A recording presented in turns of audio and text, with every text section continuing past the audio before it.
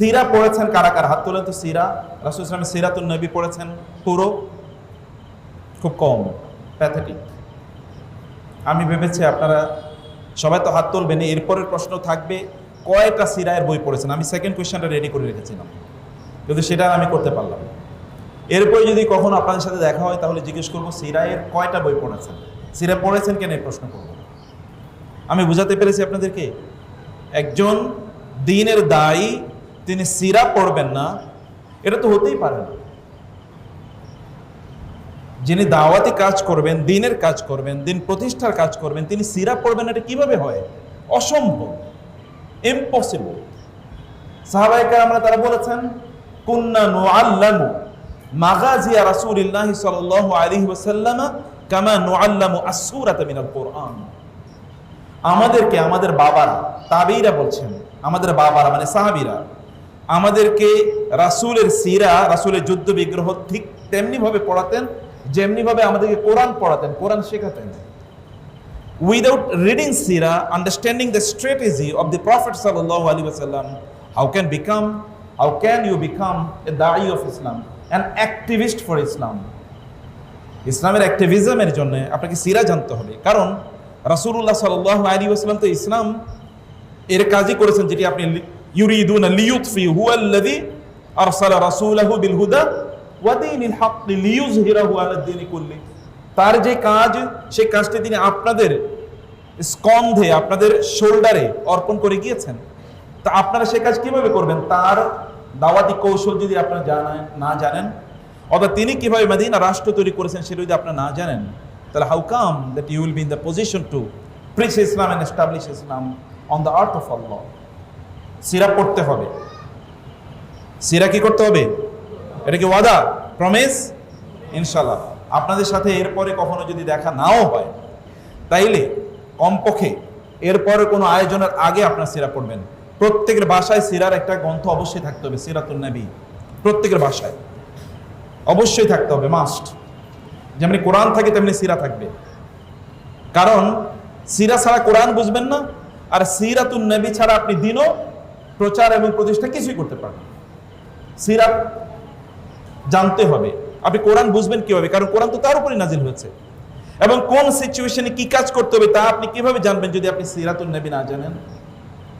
কিন্তু আমাদের সিরাতুন নবী পাঠের একটা ভুল পদ্ধতি আছে। আমরা যখন সিরাতুন নবী পড়ি তখন কেবলমাত্র আমরা ফোকাস করি রাসূলের যুদ্ধ বিগ্রহের উপর। রাসূলুল্লাহ সাল্লাল্লাহু আলাইহি ওয়াসাল্লামের যুদ্ধ বিগ্রহের সবচেয়ে প্রমিনেন্ট যদি আপনি কয়েকটা কথা বলেন, বদরের যুদ্ধ, উহুদের যুদ্ধ, খন্দকের যুদ্ধ, হুদাইবিয়ার সন্ধি, মক্কা বিজয়, তাবুক এবং হুনাইন, এর বাইরে বাকি যুদ্ধগুলোর কথা কিন্তু কোরআনে নাই। এই যুদ্ধগুলো মিলে সবগুলো কোনো যুদ্ধ একদিন হয়েছে, যেমন বদরের যুদ্ধ, উহুদের যুদ্ধ যেমন একদিন হয়েছে, খন্দকের যুদ্ধ কয়েক সপ্তাহ হয়েছে, মক্কা বিজয় কয়েক দিন হয়েছে, হুদাইবিয়া কয়েক সপ্তাহ হয়েছে। যদি আপনি দেখেন সব মিলিয়ে কয়েকদিন, কিন্তু রাসূলুল্লাহ সাল্লাল্লাহু আলাইহি সাল্লাম তিনি তো মদিনায় 11 বছরের মতো কাটিয়েছেন। তাহলে বাকি দিনগুলো কে জানবে? সেটা জানার জন্য আপনাকে সিরার কেবল ব্যাটলফিল্ডস এর স্টাডি করলেই চলবে না, বরং তার বাইরে আরো কনফারেন্সিভ স্টাডি লাগবে। মানুষ হিসেবে কি তিনি কেমন ছিলেন, ভাই হিসেবে তিনি কেমন ছিলেন, বাবা হিসেবে কেমন ছিলেন, স্বামী হিসেবে কেমন ছিলেন, বন্ধু হিসেবে কেমন ছিলেন, শত্রু হিসেবে তিনি কেমন ছিলেন, আপনাকে জানতে হবে। তাইলে কেবল আপনি উত্তমভাবে আপনার যে দায়িত্ব আছে সে দায়িত্ব আপনি পালন করতে পারবেন। আমার প্রিয় বন্ধুরা, রাসূলুল্লাহ সাল্লাল্লাহু আলাইহি ওয়াসাল্লামের উপর এই সূরাটি নাজিলের প্রেক্ষাপট আমি বলেছি, এবং আপনাদেরকে বলেছি রাসূল সাল্লাল্লাহু আলাইহি ওয়াসাল্লাম সম্পর্কে ডিফার জানবেন, কারণ এই সূরা তো রাসূলুল্লাহ সাল্লাল্লাহু আলাইহি ওয়াসাল্লামের কথা বলছেন। হাল আদুল্লুকুম, আল্লাহ তাআলা বলছেন ইয়া আইয়ুহাল্লাযীনা আমানু, কারা? এই ঈমানদাররা কারা? হাল আদুল্লুকুম, আমি কি আপনাদেরকে সংবাদ দেব না? ইয়া আইয়ুহাল্লাযীনা আমানু লিমা তাকুলুনা, কেন? একথা মানে ঈমানদাররা কারা? কাদেরকে লক্ষ্য করে আল্লাহ সুবহানাহু ওয়া তাআলা কথা বলছেন? মানে সাহাবায়ে কেরামরা এখানে মানে প্রেক্ষাপটে আছেন কারা? সাহাবায়ে কেরাম রাদিয়াল্লাহু তাআলা আনহুম। তাদের সমাজ তো রাসূলের সমাজ, অতএব সেটি আপনাদেরকে ভালো করে জানা দরকার। এই সূরার প্রমিনেন্ট 4টি জিনিস আপনাদেরকে বলি, 4টি জিনিস। এর মধ্যে 1 নম্বর বিষয় হচ্ছে যেখানে আল্লাহ তাআলা কিছু কন্ট্রাস্টের ইস্যু আলোচনা করেছেন, কিছু কন্ট্রাস্ট, বিপরীত জিনিস। যেমন আল্লাহ তাআলা বলেছেন সবকিছু আল্লাহ তাসবিহ করে, সাব্বাহা লিল্লাহি মা ফিস সামাওয়াতি ওয়া মা ফিল আরদ, সবকিছু আল্লাহ তাআলা তাসবিহ বর্ণনা করে, কিন্তু কেবল মানুষ আল্লাহর যথাযথ তাসবিহ বর্ণনা করে না। ওয়ালাহু ইয়াসজুদু মান ফিস সামাওয়াতি ওয়া মান ফিল আরদি তাওয়া ওয়া কারহা। আল্লাহ সুবহানাহু ওয়া তাআলার জন্য এমনকি ছায়াগুলো আল্লাহর জন্য সিজদা লুটিয়ে পড়ে, তাসবিহ পড়ে। এমনকি রাসূলুল্লাহ সাল্লাল্লাহু আলাইহি ওয়াসাল্লাম যখন খেতেন, সাহাবায়ে কেরামরা বলেছেন, আমরা দেখেছি সে খাবারের প্লেটের খাদ্যগুলো পর্যন্ত সুবহানাল্লাহ বলে উঠছে, তাসবিহ পড়ছে, তাসবিহ সবকিছু পড়তো। রাসূলুল্লাহ সাল্লাল্লাহু আলাইহি ওয়াসাল্লাম তিনি তাসবিহ পর্যন্ত এই সকল প্রাণীগুলো তাসবিহ শুনেছেন, পাথরের তাসবিহ শুনেছেন, গাছের তাসবিহ তিনি শুনেছেন, পাহাড়ে তিনি তাসবিহ শুনেছেন। এগুলো সবকিছু তাসবিহ করে আল্লাহ সুবহানাহু ওয়া তাআলা, কিন্তু মানুষ কেবল তাসবিহ করে না। মানুষ আল্লাহ সুবহানাহু ওয়া তাআলাকে অস্বীকার পর্যন্ত করে, অথচ সে আল্লাহরই সৃজিত এবং আল্লাহ সুবহানাহু ওয়া তাআলার সবচেয়ে দামি নিয়ামতগুলো সে ফ্রি ভক্ষণ করছে, তাই না? এই যে আপনারা অক্সিজেন নিচ্ছেন, এই যে আপনাদের শরীরের অর্গানগুলো ওয়ার্ক করছে, এই সব কিছু তো আল্লাহ সুবহানাহু ওয়া তাআলার পক্ষ থেকে ফ্রি আমরা পেয়েছি, ফ্রি প্রাপ্ত। কিন্তু এগুলোর পরেও, এগুলো ভোগ করে লোকেরা আল্লাহ সুবহানাহু ওয়া তাআলার অস্বীকার করে, তারা তাসবিহ করেন আল্লাহ সুবহানাহু ওয়া তাআলা। এবং এই কারণে আল্লাহ তাআলা বলেছেন, লিমা তাকুলুনা মা লা তাফআলুন। লোকদের চরিত্র হচ্ছে তারা যা করে না তারা তা বলে বলে বেড়ায়, আমি এটা করতে চাই, তোমরা এটা করবে, রাজনীতিবিদদের মতো, তোমরা এটা করো এটা করো, মানে নষ্ট রাজনীতিবিদদের মতো, সেকুলার রাজনীতিবিদদের মতো। কেবল কি করে তারা? কেবল আপনাকে কি করবে?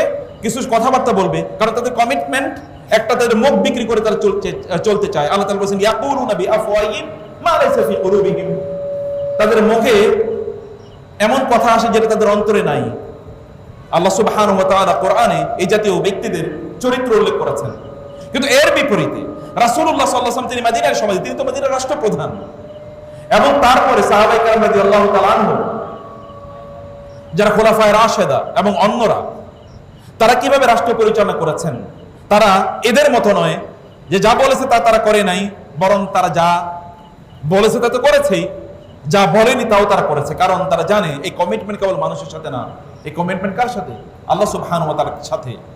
এবং 3 নম্বর হচ্ছে, এখানে আল্লাহ সুবহানাহু ওয়া তাআলা কয়েকজন নবীর কথা বলেছেন। মুসা আলাইহিস সালাতু ওয়াস সালাম, ঈসা আলাইহিস সালাতু ওয়াস সালামের আলোচনা আল্লাহ তাআলা উপস্থাপন করেছেন। যেন ঈসা এবং মুসার সাথে আলাইহিমুস সালাম তাদের অনুসারীরা যে আচরণ করেছে, আমরা যেন আমাদের নবীর সাথে সে আচরণ না করি।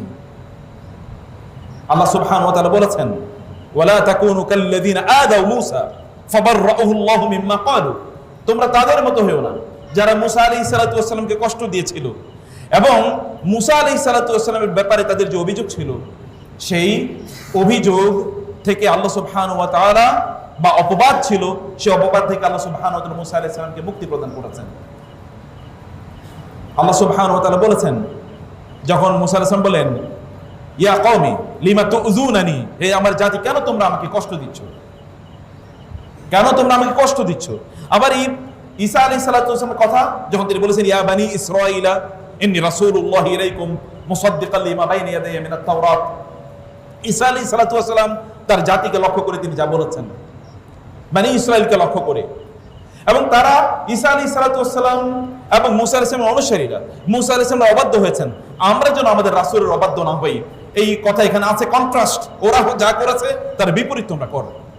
অতঃপর আল্লাহ সুবহানাহু ওয়া তাআলা আমাদেরকে বললেন, আল্লাহ সুবহানাহু ওয়া তাআলা তার দ্বীনকে এই জমিনে প্রতিষ্ঠা করার জন্য পাঠিয়েছেন নবীকে।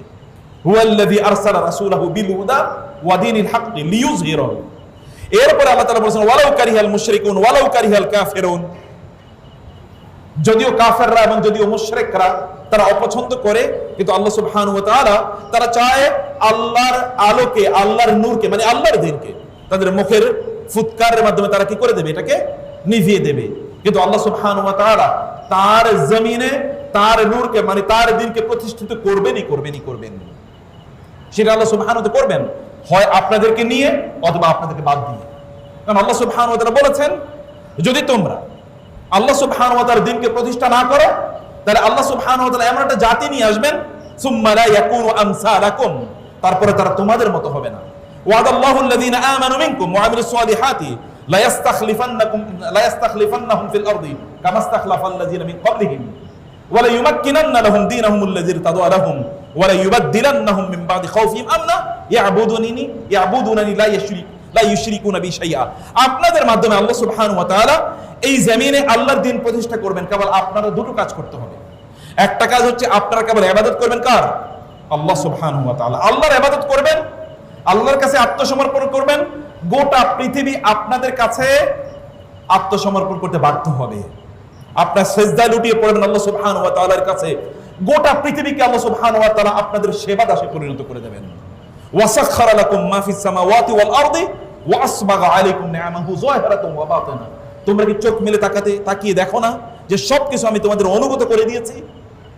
এই গোটা পৃথিবী কে কেন্দ্র করে একটা সূর্য আবর্তিত হয়। সূর্য এই পৃথিবী থেকে 13 লক্ষ গুণ বড়, 15 কোটি কিলোমিটার দূরে অবস্থিত।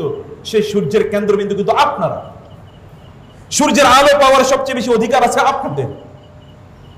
মহান আল্লাহ সুবহানাহু ওয়া তাআলা হাইড্রোলজির মাধ্যমে যখন সমুদ্র বা জলাশয় থেকে পানি উপরে উঠিয়ে নিয়ে যান, ফিল্টারিং এর মাধ্যমে আবার বৃষ্টি আকারে তিনি পানি বর্ষণ করেন, যেন এই মৃত ভূমিকে তিনি আবার জীবিত করতে পারেন। এটা আপনাদের জন্য, আপনারা সবচেয়ে বেশি অধিকারী, এটা হকদার।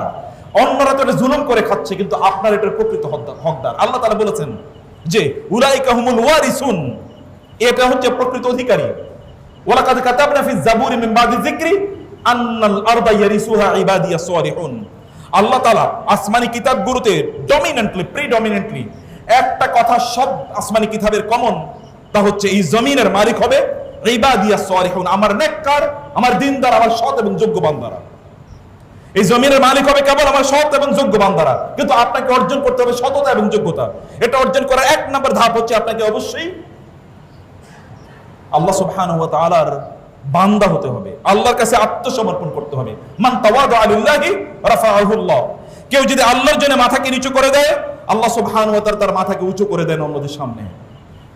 কেউ যদি আল্লাহ সুবহানাহু ওয়া তাআলার জন্য আত্মসমর্পণ করে, অন্য সবকে আল্লাহ সুবহানাহু ওয়া তাআলা তার কাছে আত্মসমর্পণ করে দেন। কেউ যদি আল্লাহর নাম উচ্চারণ করে, তাহলে আল্লাহ সুবহানাহু ওয়া তাআলা অন্য সকল কিছুর, এমনকি কীট পতঙ্গের মুখেও ওই ব্যক্তির নাম উচ্চারণ করে দেন। কীট পতঙ্গ পর্যন্ত ওই ব্যক্তির জন্য দোয়া করে। এমনকি সমুদ্রের মাছগুলো এবং গর্তের পিপিলিকাগুলো পর্যন্ত আপনাদের নাম উচ্চারণ করে, আপনাদের জন্য আল্লাহর কাছে দোয়া করে। কারণ আপনি আল্লাহ সুবহানাহু ওয়া তাআলা এর নাম উচ্চারণ করেছেন। কেবল আপনাদেরকে এই জমিনে যদি আল্লাহ দ্বীন প্রতিষ্ঠা করতে চান, এই আয়াত, এই সূরার কথা আমি ভূমিকায় আছি এখনো, এরপরে বাকি কথাটা আমি বলছি। এই জমিনে যদি আল্লাহ দ্বীনকে আপনি প্রতিষ্ঠা করতে চান, তাহলে আপনাকে আল্লাহ সুবহানাহু ওয়া তাআলা বান্দা হতে হবে। আল্লাযীনা ইয়াবিতুনা লিরাব্বিহিম সুজদান ওয়া কিয়ামা। যারা রাতটা কাটিয়ে দেয় সিজদায় অবনত হয়ে এবং দাঁড়িয়ে দাঁড়িয়ে, কোরআন তেলাওয়াত করে দাঁড়িয়ে নামাজের মধ্যে, এবং সিজদায় লুটিয়ে পড়ে আল্লাহ সুবহানাহু ওয়া তাআলার জন্য। এবং এই সকল ব্যক্তিদের জন্য আল্লাহ তাআলা কি বলেছেন জানেন না? কোরআনের দিকে যদি তাকান তাহলে দেখবেন পাতায় পাতায় বক্তব্য আছে। এদের কথা আল্লাহ সুবহানাহু ওয়া তাআলা বলেছেন। রাসূলুল্লাহ সাল্লাল্লাহু আলাইহি ওয়াসাল্লামকে আল্লাহ তাআলা কি বললেন? ইয়া আইয়ুহাল মুযাম্মিল কুমিল লাইলা ইল্লা কালিলা নিসফাহু আও ইনকুস মিনহু কালিলা আও জিদ আলাইহি ওয়ারাত্তিলিল কুরআনা তারতিলা ইন্না সানুলকি আলাইকা কাওলান সাকিলা ইন্না নাশিআতাল লাইলি হিয়া আশাদ্দু ওয়াতআও ওয়া আকওয়ামু কিলা ইন্না লাকা ফিন নাহারি সাবহান তাবিলা। দিনের বেলা দিনকে প্রতিষ্ঠা করার জন্য, দাওয়াতি কাজ করার জন্য, এমনকি ভয়াবহ শত্রুর মোকাবেলা করার জন্য আপনাকে ছুটতে হবে। এই কারণে রাতের বেলা নামাজে দাঁড়িয়ে থেকে শক্তি অর্জন করুন, যেন দিনের বেলা কাজ করতে পারেন। বুঝেননি? দিনের বেলা কাজ করার জন্য শক্তি নিতে হয়, এনার্জি আসে কোত্থেকে? রাতের ইবাদত থেকে। আপনাকে আমার কথা বুঝতে পারছেন? এই